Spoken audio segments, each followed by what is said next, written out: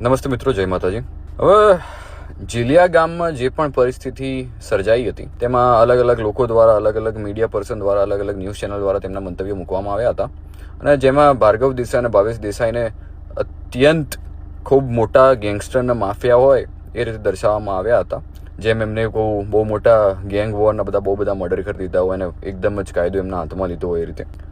હવે આ પર એક હું સ્પષ્ટીકરણ હું કરીશ અને મારું પણ એક મંતવ્ય આપીશ કે તેમનો ચલો માનીએ કે એમનો કદાચ ગુનાહિત ઇતિહાસ હશે, પણ જે રીતે મેં એમનો ગઈકાલવાળો વિડીયો જોયો ભાવેશભાઈનો, એ ચોખ્ખું કહી રહ્યા છે કે હવે એ કાયદાનો માર્ગ અપનાવી રહ્યા છે. તો પછી કેમ એમને આ રીતે નેરેટિવમાં રાખવા કે તે ગુનાહિત લોકો છે? પોતે જેમણે પોતાના ઘરની સુરક્ષા માટે પોતે કોઈ ગુનો ના કરવો પડે એની માટે તો એમને પોલીસ પ્રોટેક્શન બોલાવ્યું હતું, જેનાથી એમને પિક્ચરમાં આવવું જ ના પડે. અને પોલીસ પ્રોટેક્શન એમને માગ્યું એટલે જ માગ્યું ને કે ભાઈ ગુનો ના કરે અને જાતે કાયદો હાથમાં ના લે.